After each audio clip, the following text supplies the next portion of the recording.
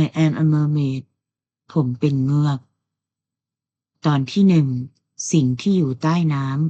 ำเสียงลมทะเลแรงพัดมาบ้านพักต่างอากาศหลังใหญ่ที่อยู่ติดริมทะเลปรากฏชายร่างสูงขาว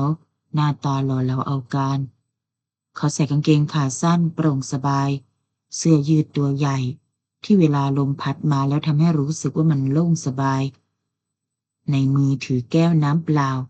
ยกดื่มพลางยืนรับลมเย็นที่พัดมาจากทางทะเลเฮ้ยอากาศดีจริงๆวันนี้ออกไปหาพวกสาวๆสักหน่อยจะดีกว่าจบคำร่างโป่งก็เดินไปพลางถอดเสื้อเข้าห้องน้ำเปิดฝักบัวอาบน้ำอุ่นในคอฮัมเพลงไปเบาๆ2 มือถูสบู่ไปตามตัวอกแกร่งและรักแร้หลังจากอาบน้ำแต่งตัวหล่อเสร็จสับก็หยิบกุญแจรถและขับออกไปที่ร้านเหล้าร้านประจำที่มักจะนัดสาวๆมาเจอกันที่นั่นร้านเหล้า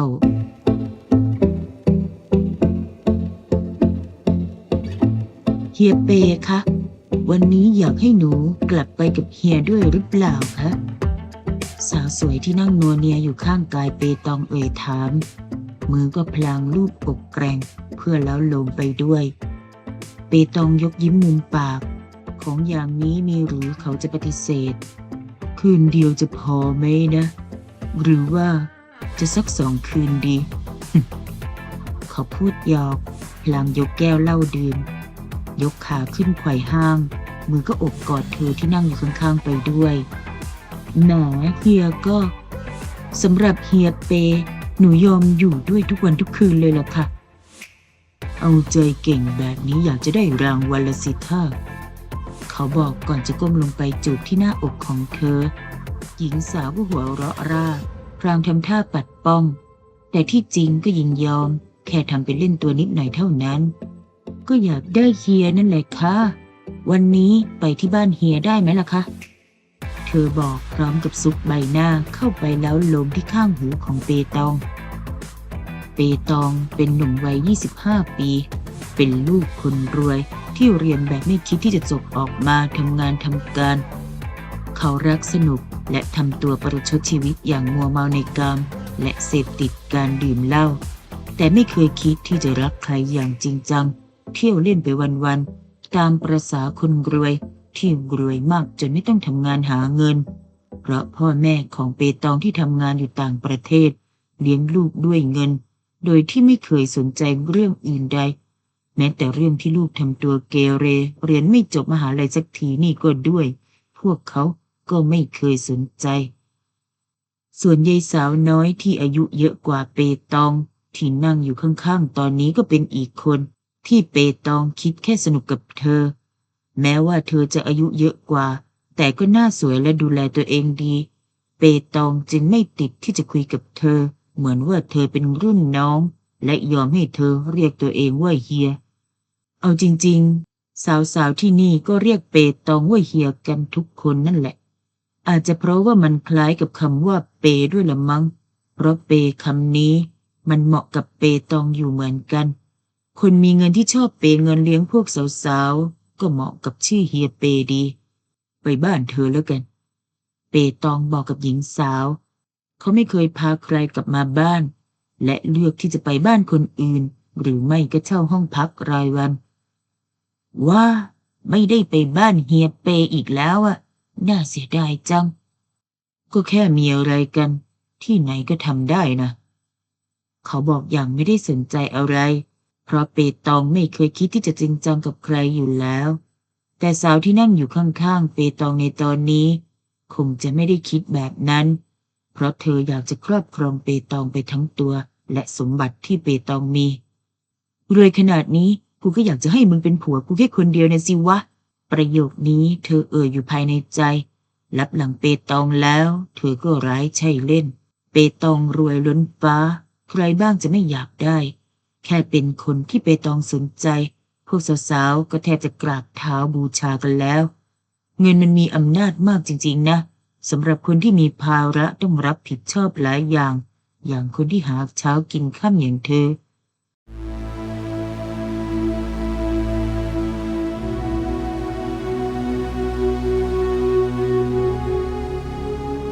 ด้านทะเลกว้างที่ไม่เคยมีใครไปถึงใต้เกาะเล็กๆที่อยู่กลางทะเลอันกว้างไกลมีสิ่งมีชีวิตที่ไม่มีใครคาดถึงอาศัยอยู่จะว่าเป็นปลาก็ไม่ใช่จะว่าเป็นคนก็ไม่เชิงสิ่งมีชีวิตที่ว่ามีรูปร่างหน้าตาท่อนบนของร่างกายคล้ายมนุษย์ทั่วไปแต่ครึ่งร่างของร่างกายลงไปกลับเป็นหางปลาสิ่งมีชีวิตที่มีรูปร่างครึ่งคนครึ่งปลานี้เรามักจะเรียกมันว่าเงือกมีทั้งเงือกที่เป็นเพศหญิงและเพศชายเงือกที่นี่มีทั้งเด็กเล็กและคนแก่และเงือกทั้งหมดนี้ก็ต่างสายพันธุ์หางของเงือกแต่ละตนจึงแตกต่างกันออกไปเมื่อหลายปีที่ผ่านมาเงือกจำนวนมากป่วยตายกันเป็นว่าเล่นเงือกบางสายพันธุ์ที่อยู่กันเป็นกลุ่มใหญ่ก็แยกตัวออกจากฝูงอื่นและตั้งเป็นฝูงเป็นกลุ่มของสายพันธุ์ตัวเองขึ้นมาโดยแต่ละฝูงก็จะต้องต่อสู้กันเพื่อแย่งตำแหน่งผู้นำฝูง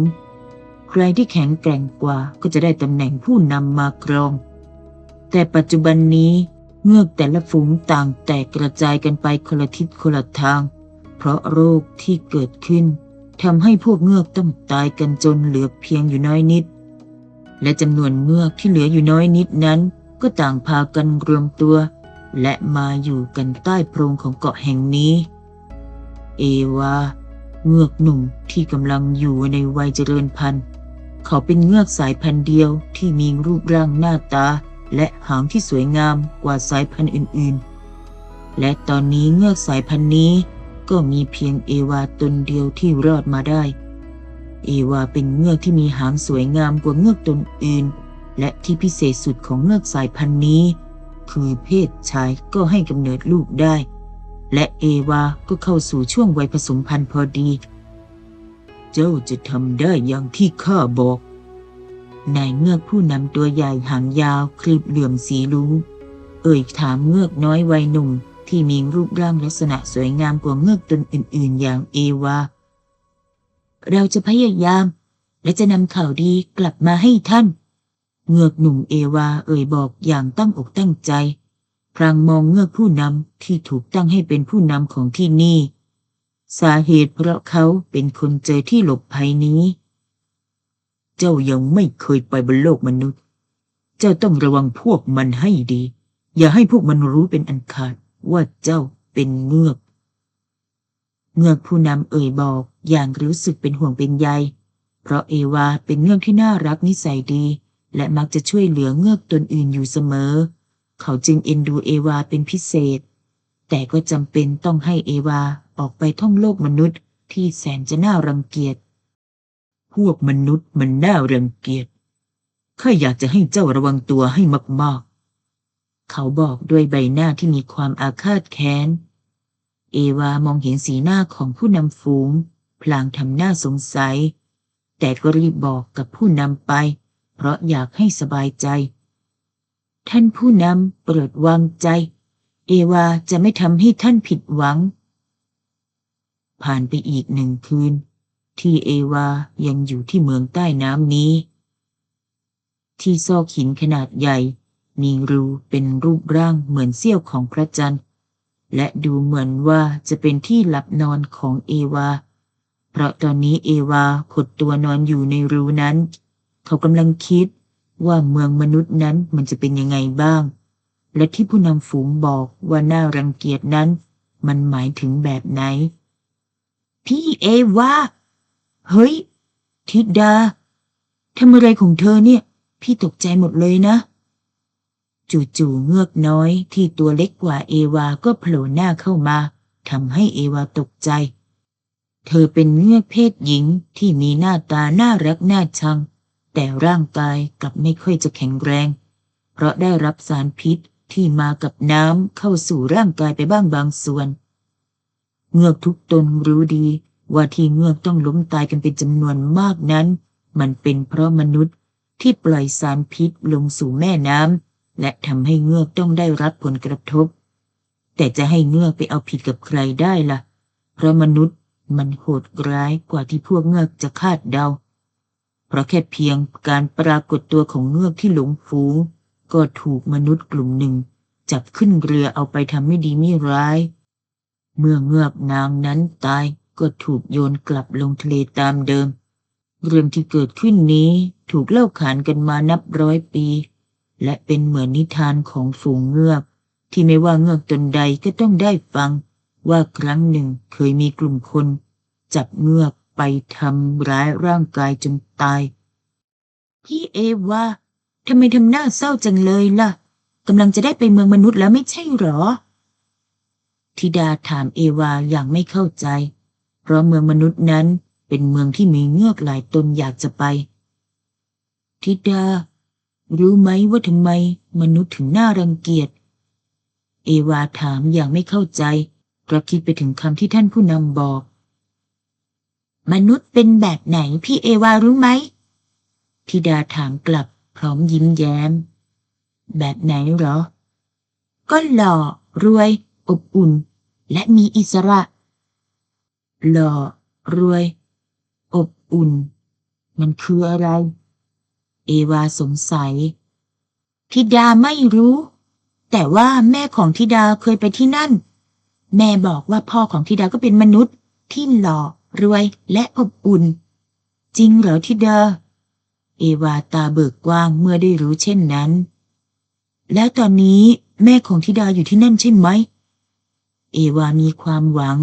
ที่ว่าเมื่อไปถึงโลกของมนุษย์เขาอาจจะได้เจอเงือกด้วยกันธิดาไม่รู้ก่อนที่พวกเราชาวเงือกจะเจ็บป่วยล้มตายแม่บอกว่าแม่จะไปตามหาพ่อจะไปบอกพ่อว่าแม่เป็นเงือกและจะบอกพ่อว่าธิดาคือลูกของพ่อแต่ว่าครั้งนั้นที่แม่จากไปแม่ก็ไม่กลับมาอีกเลยเธอพูดด้วยความเศร้าใจเพราะคิดถึงผู้เป็นแม่เอวามองเงือกน้อยด้วยความเข้าใจเขาจึงบอกออกไปเสียงนุ่มแม่เธอหน้าตาเป็นยังไงเหรอธิดาพอพี่ไปถึงที่นั่นพี่อาจจะเจอแม่ของธิดาก็ได้นะพี่จะได้บอกเธอว่าธิดากำลังรอให้เธอกลับมาหาจริงเหรอพี่เอวาธิดาตาเบิกกว้างด้วยความดีใจจริงสิเอวาให้คำสัญญากับเงือกผู้น้องแต่จู่ๆธิดาก็เศร้าสลดลงแต่ว่าที่ธิดารู้มาแม่กลับมาไม่ได้เพราะมนุษย์ที่รู้จักกับพ่อเกิดอะไรขึ้นเหรอเอวาถามด้วยความอยากรู้แม่อาจจะโดนพวกนั้นจับไปทดลองตอนนี้แม่อาจจะไม่อยู่แล้วก็ได้นะพี่เอวาธิดาเอวาสงสารเงือกน้อยตรงหน้ายิ่งนักพี่เอวาอย่าคิดมากสิคะธิดาอยู่แบบนี้ชินแล้วค่ะเราให้ธิดาถึงช่วงวัยผสมพันธุ์เหมือนพี่เอวาก่อนเถอะธิดาจะขึ้นไปตามหามนุษย์ที่จะผสมพันธุ์และตามหาพ่อกับแม่ด้วยธิดายิ้มร่าให้เอวาก่อนจะหันตัวว่ายน้ำออกไปจากตรงนี้เอวาหันมองตามธิดาที่ว่ายน้ำไปพร้อมกับมองเห็นไข่มุกสีขาวชมพูนวลกำลังล่องลอยลงสู่พื้นทะเลร้องไห้ขนาดนั้นยังจะบอกว่าชินอีกเหรอธิดาเอวารู้ว่ามุกพวกนั้นมันมาจากน้ำตาของธิดาเมืองที่มนุษย์อาศัยอยู่มันเป็นยังไงกันแน่นะเอวาเอ่ยออกมาพลางหลบตัวเข้าไปในซอกหินเขาต้องนอนเพื่อรอวันใหม่ที่จะมาถึงเพราะมันคือวันที่เอวาจะต้องไปยังที่ที่มนุษย์อาศัยอยู่ในวันรุ่งขึ้นนี้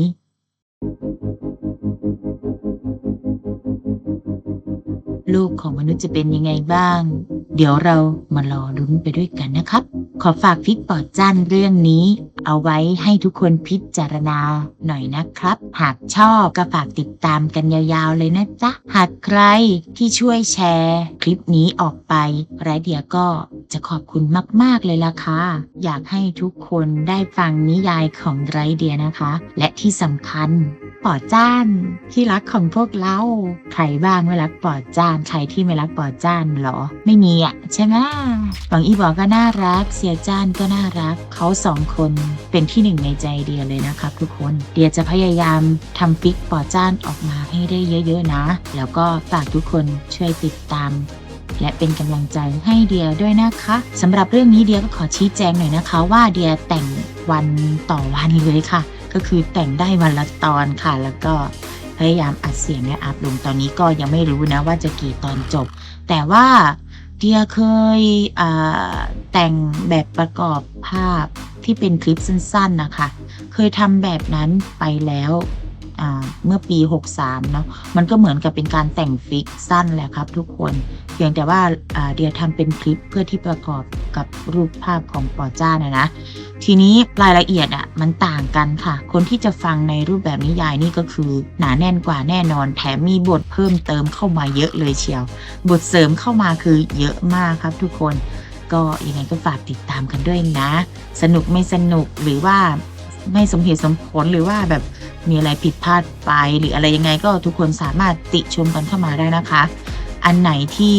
เดียสามารถนำไปปรับปรุงได้เดียก็จะนำไปปรับปรุงไปปรับแก้นะคะแต่ก็ต้องบอกก่อนนะว่าเฉพาะอันที่เดียทำได้นะทุกคนส่วนอันไหนที่จะเป็นแนวทางให้เดียแบบเป็นแนวทางที่เดียจะได้ศึกษาต่ออะไรอย่างเงี้ยสามารถแนะนำกันเข้ามาได้เลยครับสนุกไม่สนุกยังไงก็ฝากคอมเมนต์บอกเดียกันด้วยนะแต่ว่าค่ะทุกคนแล้วคลิปนี้เดียก็ขอตัวลาทุกคนไปก่อนนะครับแล้วพบกันใหม่ใน EP ถัดไปสำหรับวันนี้ก็ขอตัวลาทุกคนไปก่อนนะจ๊ะบ๊ายบายฮะ